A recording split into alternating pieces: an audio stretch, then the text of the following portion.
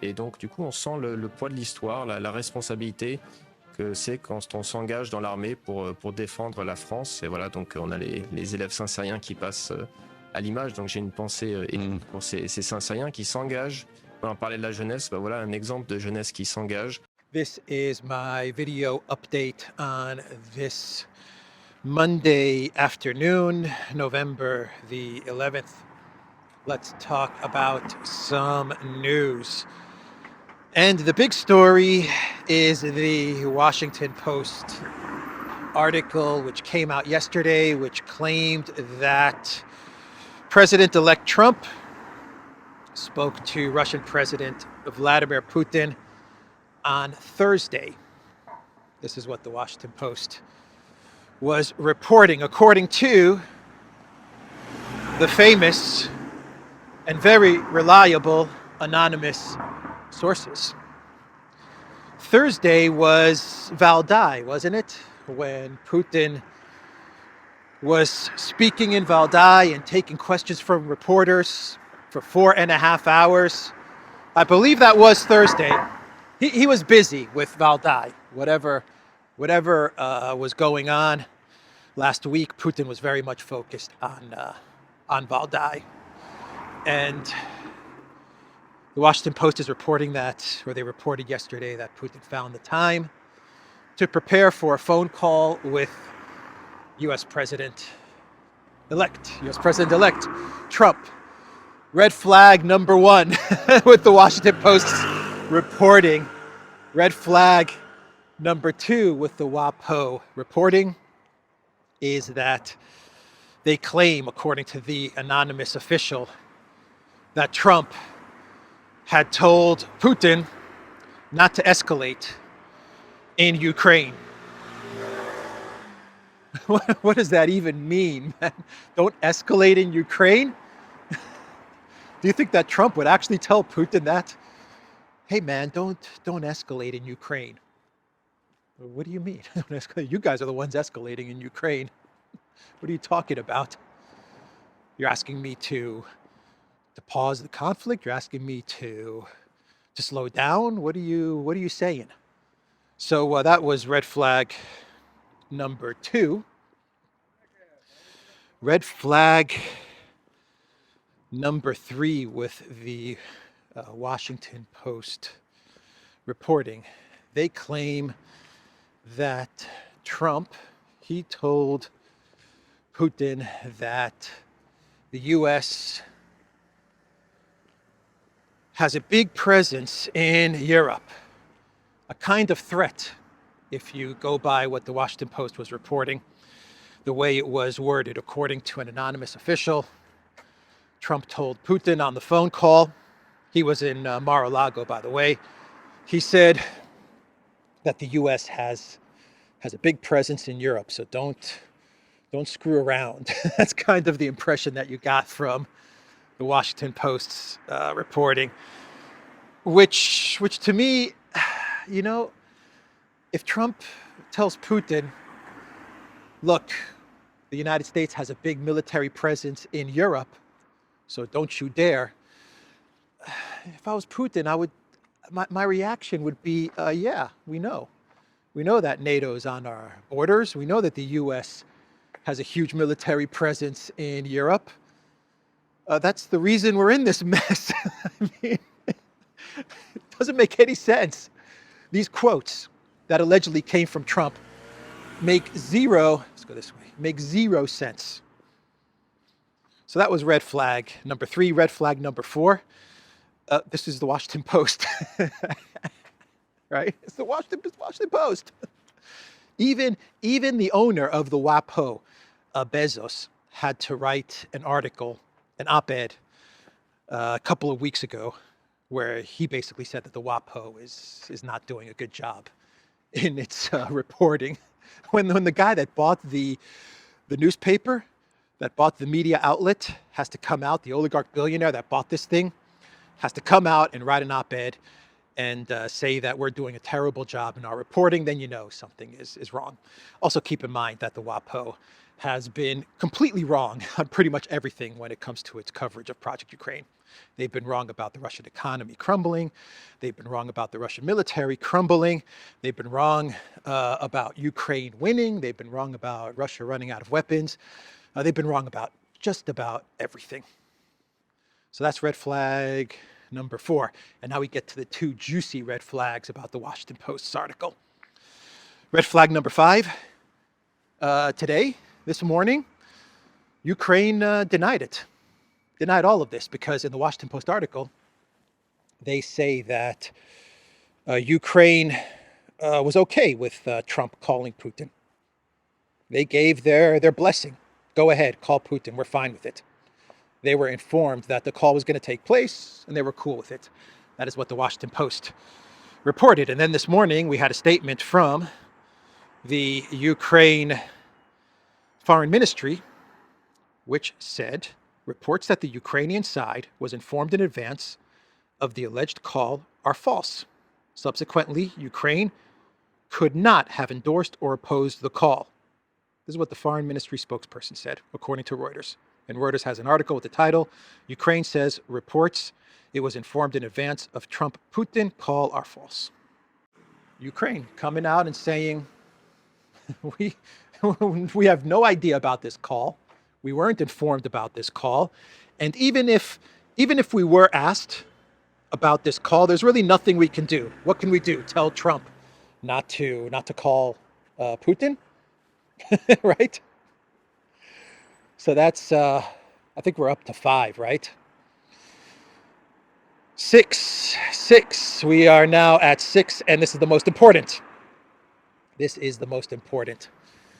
The Kremlin came out a couple of hours ago. Peskov, the spokesperson, and the Kremlin, Peskov said, this is fiction. That is what he said. Complete fiction. Now, when the Kremlin comes out with this type of statement, saying this never happened, this phone call never took place, then you know this phone call never took place. This is what Peskov said. This absolutely does not correspond to reality. This is pure fiction. This information is simply false. Pure fiction and simply false. That's a direct quote. The Kremlin on record. So Ukraine, the Ukraine Foreign Ministry is on record saying this call. They had no idea about it. They don't know what the Washington Post is talking about. They're on record. And the Kremlin is on record with a very strong statement saying that this never happened. This is completely false and fiction. Meanwhile, the Washington Post, they're feeding us anonymous, unknown sources and officials. Who do you believe? I know who I believe. Yeah, this call never happened. Now, I don't know if the Washington Post was being fed false information or if they kind of knew that this was a bit sketchy and they ran with the story anyway because they're trying to create a narrative. The mainstream media is trying to trap Trump in a Ukraine narrative. The neocons are trying to trap Trump in a Ukraine narrative. That's what's going on here. So this story was one big dud. I want to see if I have the exact quote handy with what the Washington Post claims Trump told Putin on Thursday. During the call, which Trump took from his resort in Florida, he advised the Russian president not to escalate the war in Ukraine and reminded him of Washington's sizable military presence in Europe, said a person familiar with the call, who, like others interviewed for the story, spoke on the condition of anonymity to discuss a sensitive matter. I added the word very. The two men discussed the goal of peace on the European continent, and Trump expressed an interest in follow-up conversations to discuss the resolution of Ukraine's war soon, one of the people said. Right. So that's the Washington Post story. We have reports. I can't confirm this, but I believe this is coming from the Wall Street Journal, which claims that Yermak, Zelensky's entertainment lawyer, and his chief of staff tried to call Vance twice on November 6th and November 7th, and Vance did not pick up. I believe I read this in the Wall Street Journal, but I'm not positive on this.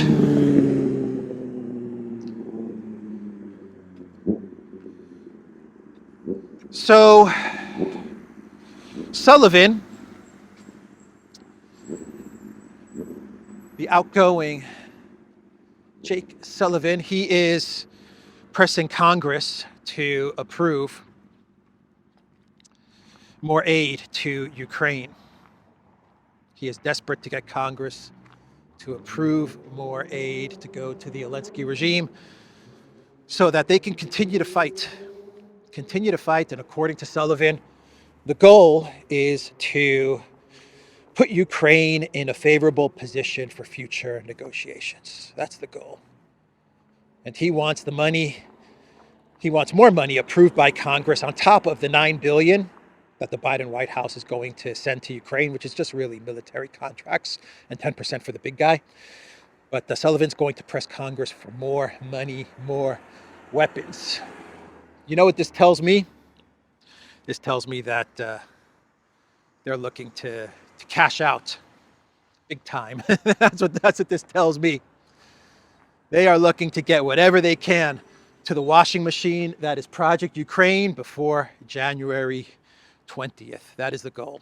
Can we get Ukraine past the January 20th inauguration mark? And we have a couple of months, so let's just max out, man. I mean, let's max this sucker out. That's what they're doing. So that's Sullivan. We have a story from the Telegraph, which claims that Starmer and Macron, they're teaming up, they're tag teaming to take a proposal to Professor Biden. Starmer and Macron together to take a proposal to Bidenopoulos, Greece's favorite son, so that Biden can green light long-range missiles to the Zelensky regime to hit pre-2014 Russian territory. This is what the Telegraph is reporting. Nonsense. I'm calling it, man. More nonsense. The Pentagon the other day told Zelensky, we have no long-range missiles, we have no ATACMS. We have ATACMS that we're going to give to other allies who have bought the ATACMS, and they're contracted out, deals are signed, everything's done, and they're going to get whatever weapons we're producing. But there are going to be no long-range missiles to Ukraine. This is what the Pentagon told Zelensky. The Wall Street Journal reported on this just the other day. And now we get the story from the Telegraph, which is effectively saying, what the Telegraph is saying is that Macron and Starmer, they are going to plot with Biden.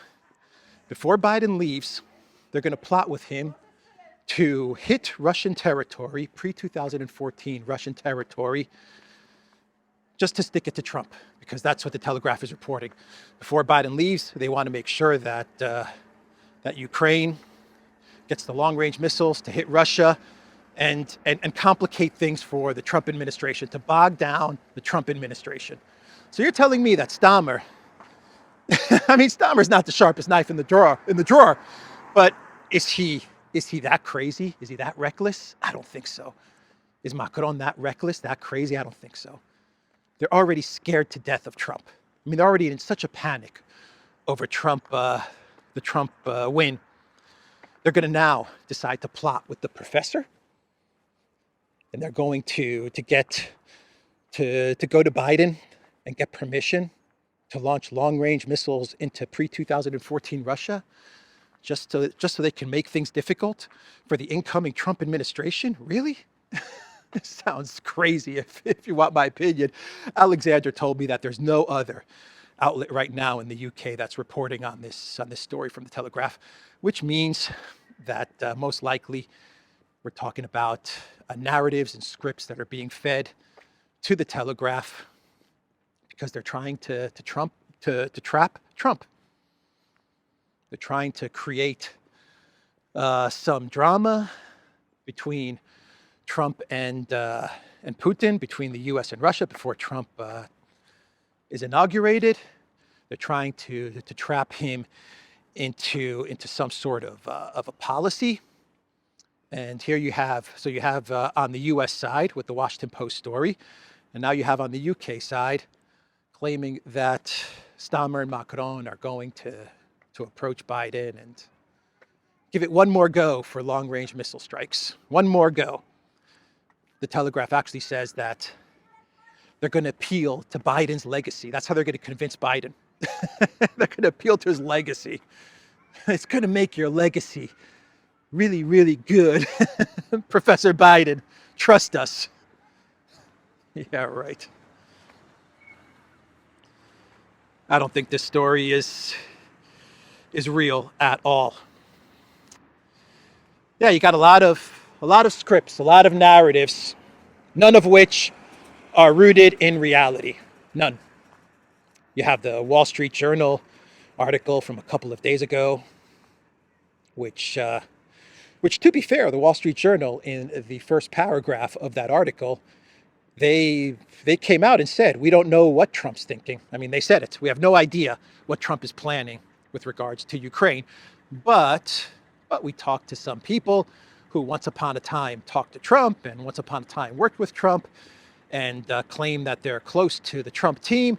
And they're telling us that the plan is an 800-mile buffer zone, European soldiers policing that buffer zone, not U.S. troops, European troops, because Russia's going to really go for that, right? European troops policing that buffer zone, freezing the conflict.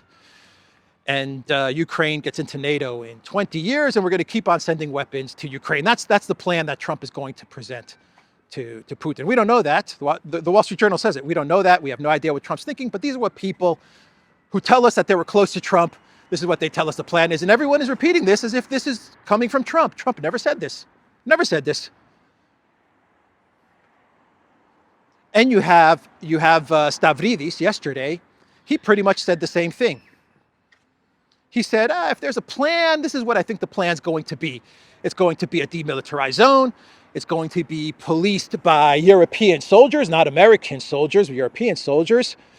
And Ukraine is going to get into the European Union. He took it one step further. Stavridis, the NATO commander, the one-time U.S. NATO commander, he took it to the point where he said that Ukraine is going to get into NATO in exchange for the 20% of Russia freezing the conflict, and Russia gets to keep the 20% of the territory they currently hold. Stavridis said Ukraine gets into the EU, and instead of 20 years, Ukraine gets into NATO in 3 to 4 years. He took it from 20 years to 3 to 4 years. That's what Stavridis thinks the plan is going to be. He actually says in his statement that if Trump can get a peace in Ukraine, then he should get the Nobel Peace Prize if he can get a ceasefire in Ukraine. That's what Stavridis said. Stavridis is like, he's like a lighter version of Ben Hodges and these guys, right? He's not as bad as Ben Hodges. Ben Hodges is the worst. I wouldn't be surprised if Ben Hodges was the source for the Washington Post's reporting about Trump and Putin on the phone. I would not be surprised if their source was Ben Hodges. But Stavridis, he's, all these guys, all these commanders, these generals, they haven't gotten anything right in the collective West. They've been wrong about everything. Stavridis is just a lighter version of Ben Hodges, who Ben Hodges famously said that in the summer of 2023, Ukraine was going to take over Crimea. it was going to be game over for Russia in Crimea. Look at what Trump has done. That's what we have to go off of. We don't know what's going to happen, but what we can analyze, what we can talk about, are the actions taken. Okay, everything else is just fake news, and they're just trying to push the Trump administration in a certain direction, or trap the Trump administration into a certain narrative. What we have seen so far is we have seen no to Pompeo, no to Nikki Haley. We've seen Trump Jr., who obviously speaks with his father and is very close to Trump, obviously. He is part of the inner circle. We've seen him post on Instagram that Zelensky's going to be losing his allowance very soon. He also posted on X that there will be no neocons in the administration. So that's coming from Trump Jr. You can't get any closer to Trump than his own son. And we had a Trump campaign staffer, not someone who once upon a time worked with Trump or claims to know Trump or has presented a plan to Trump back in the day. No, this is a guy, Brian Lanza, who worked in the Trump campaign in 2016 and in 2024. And he told the BBC, Crimea is gone and it's time for Zelensky to start getting serious or else. That's what we have to go on. And we have Trump himself on the campaign trail making fun of Zelensky at pretty much every campaign rally, talking about what a great salesman he is.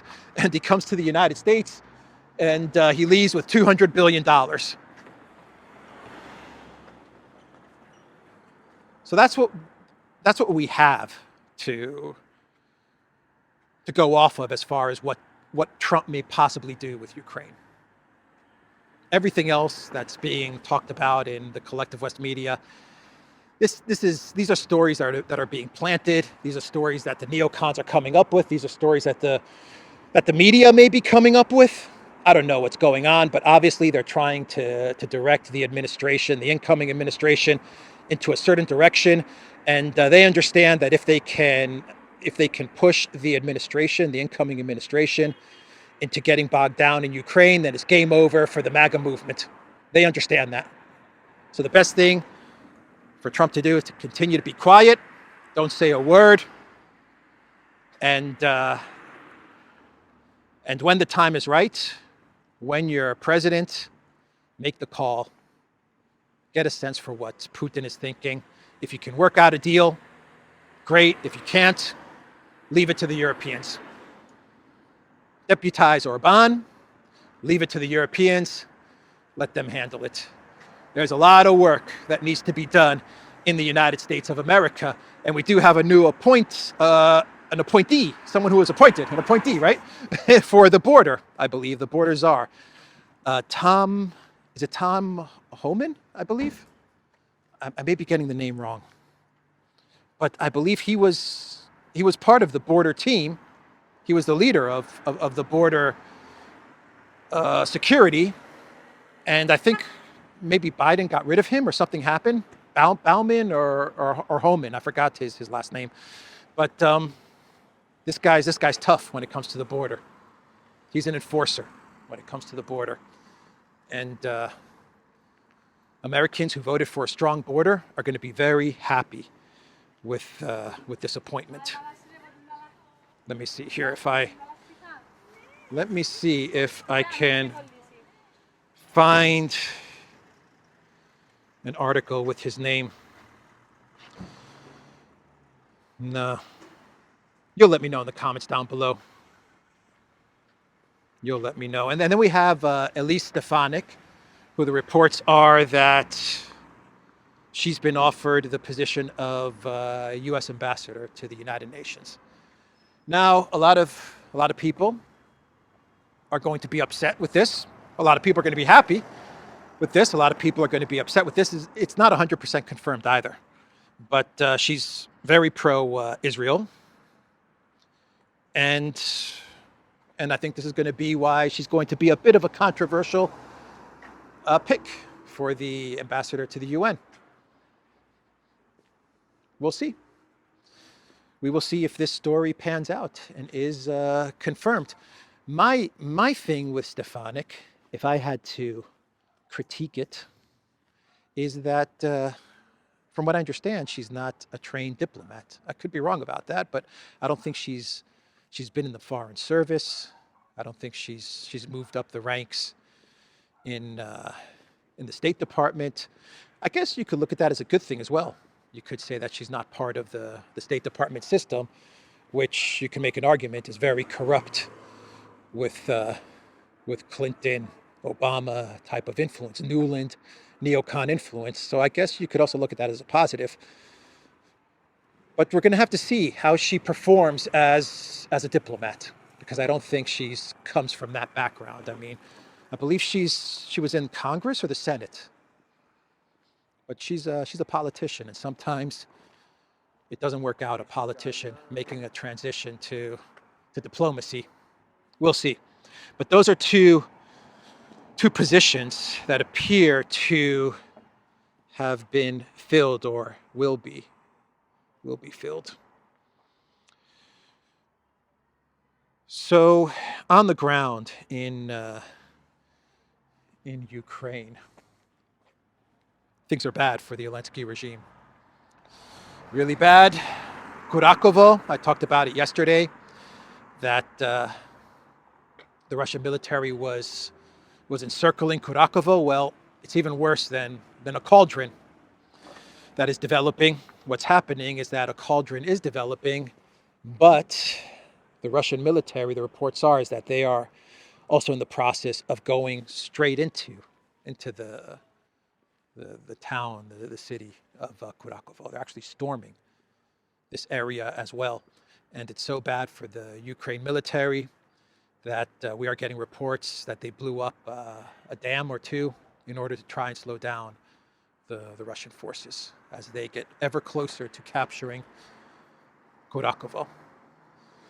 And they're making progress towards Bakrovsk, Chasov Yar. Kursk, what a debacle. Crumbling for Zelensky Kursk. The situation in Kursk is terrible. The Russian military continues to annihilate the Ukraine forces that are trapped in Kursk. Syrsky wanted to retreat. The reports are that Syrsky, after the elections, Syrsky was ready to retreat because, as Putin stated, the Biden White House was not allowing Zelensky to pull out forces from Kursk because a collapse in Kursk would have looked very bad for the Harris campaign. But after the elections, Syrsky wanted to get out of Kursk, but he can't. It looks like his military is stuck in Kursk, and the Russians are annihilating the Ukraine military in Kursk. Zelensky's doubling and tripling down in Kursk. He continues to try and hold on to Kursk on his side of things because that's all he's got as far as narratives go. And he's even layered on top of Kursk, on top of the invasion of Russia narrative. He's now layered in this whole North Korea thing. So Zelensky's trapped in Kursk. Donbass is crumbling. The Russian military is annihilating the best forces and all of the weapons and material in Kursk. And all Zelensky has, the only thing he has is the help of the New York Times. And that's all he has to go on now when it comes to the front lines, when it comes to, especially to the situation in Kursk, because the New York Times is trying to help out Zelensky as best they can. They put out an article with the title, 50,000 Russian and North Korean troops mass ahead of attack. U.S. says. Ukraine officials expect a counteroffensive in Western Russia to begin in the coming days as North Korean troops train with Russian forces. Listen to what the New York Times is saying. Listen to what they said here. First off, they claim 50,000 Russian and North Korean troops. Right? Are we talking 49,000 Russian troops and 1,000 North Korean troops, or are we talking 49,000 North Korean troops and 1,000 Russian troops? So they say 50,000, the title, right away makes it seem, wow, 50,000 North Korean troops. Wow, 50,000, that's a big number. 50,000 Russian and North Korean troops. There's a lot of North Korean troops in Kursk. Putin must be in trouble, right? Then the New York Times says that this information is coming from Ukraine officials. Very reliable, those Ukraine officials, right? So it's coming from Ukraine officials. A counteroffensive is going to take place in Western Russia. So in other words, whatever amount of North Korean troops are in this 50,000, whether it's 1,000 or 50,000 North Korean troops, they're in Russia, in Russian territory. So who cares?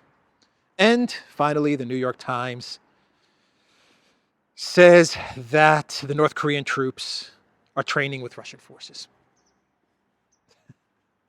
So they kind of admit that whatever North Korean presence is in Russia, inside of Russia, they're troops that are training with the Russian military. It's a deceptive article, but the article is meant to push the narrative that North Korea is going to defeat the Ukraine military in Kursk. That's what this entire article is meant to do. And we'll see many more articles coming out which are going to make these type of roundabout claims that it was North Korea that defeated Ukraine. That's how they'll try to frame it. It wasn't Russia. North Korea had to come in and save Putin's butt, those North Korean troops. Addicted to adult websites, according to, I forgot who, the Financial Times. According to the Financial Times, those North Korean troops, they're surfing the adult websites in the evening, and in the morning they're coming to the rescue of the Russian military.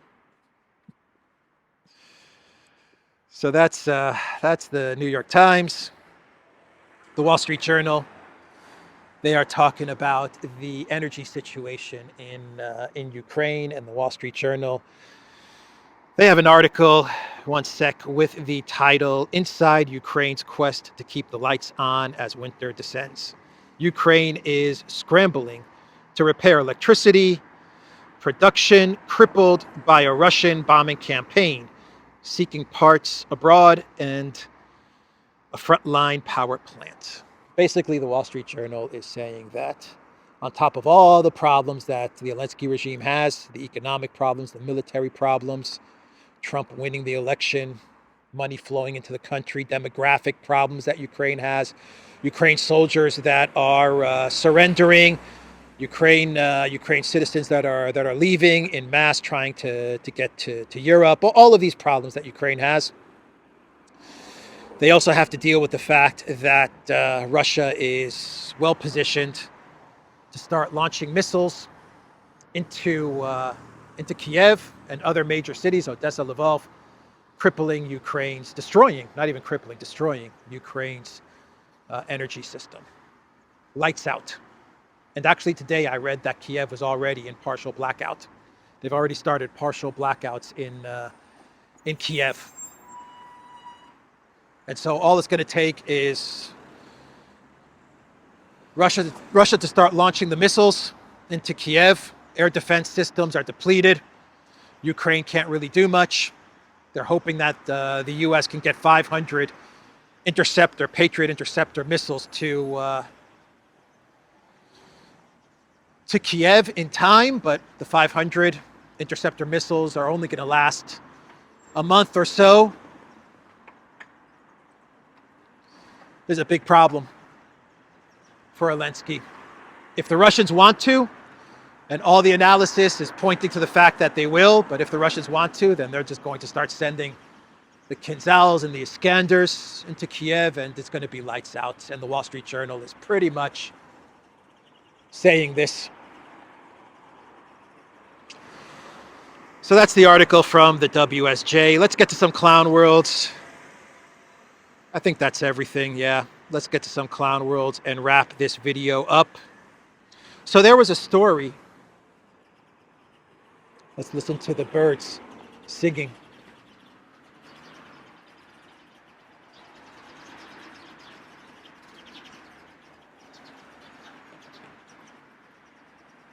I don't know if you guys can hear them.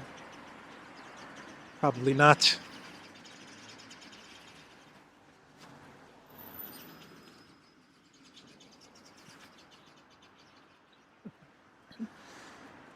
Beautiful.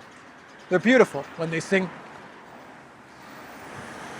So there was a story that was on Telegram and on X, claiming that Mark Rutte, Secretary General of NATO, Rutte the Bute, that he said in a statement, we can't find the statement, I can't find the statement, but the news was that he said that if Trump pulls away from Project Ukraine, then he is going to kick the United States out of NATO.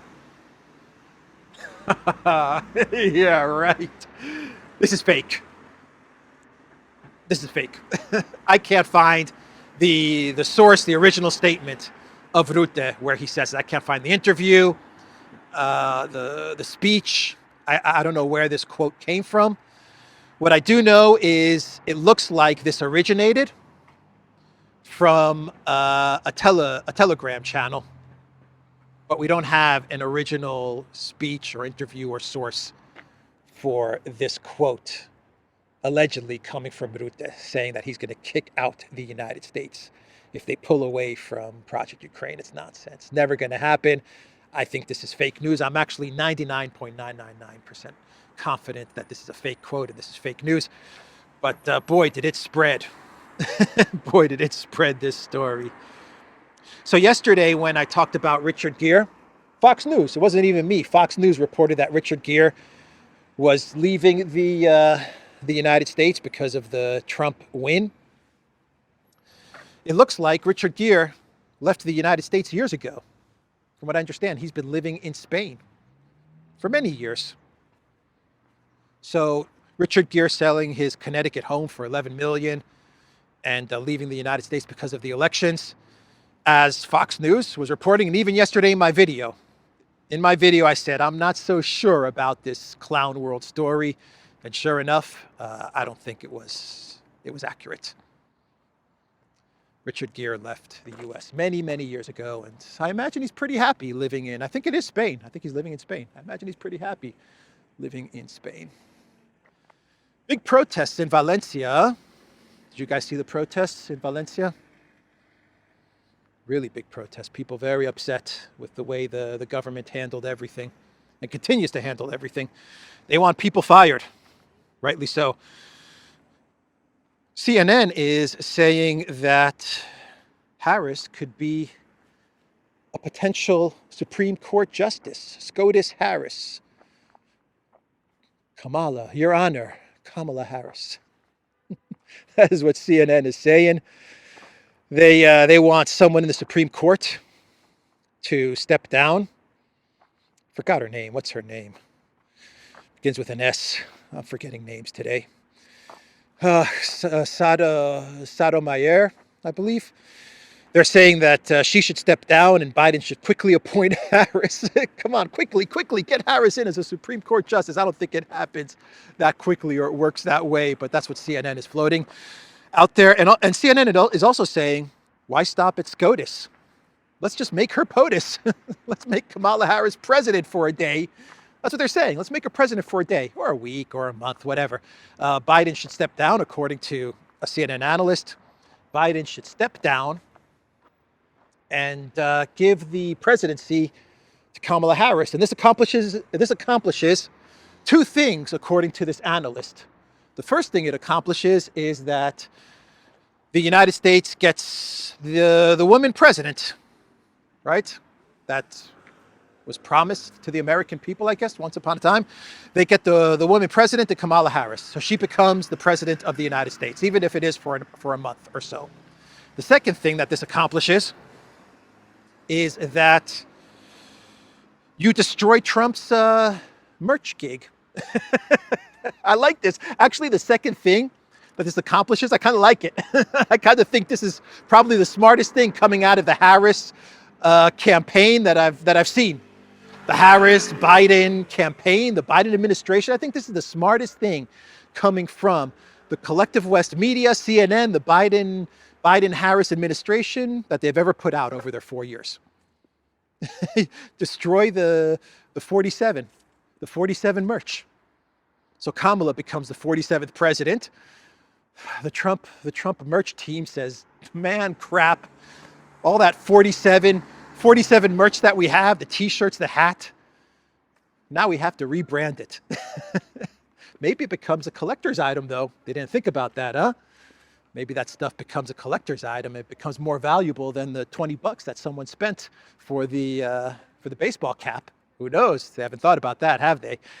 But yeah, that's what they're saying. You get the woman president, and you get to ruin Trump's e-shop, his merch store. Clown world, man. This is peak clown world. Oh, CNN.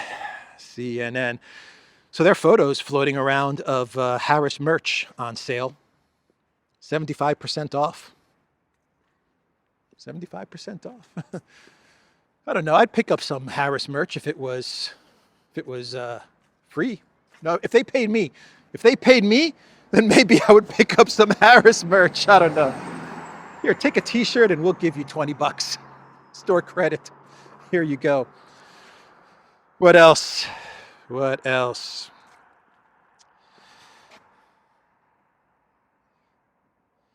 Let's see here. I know I have another clown world.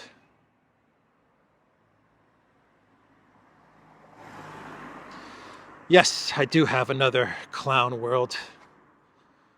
Do we have time? Ooh. So Terry Breton, remember him? He was the guy that went after Musk and Twitter. He was the EU Commissioner on Information, the EU Info Censorship Deplatform Czar. And he went after X, threatened X with a letter, and then he had to quit. He had to resign, or he was fired by Ursula or something like that. Anyway, X defeated him. Elon and X, they defeated Terry Breton, and he had to leave the EU.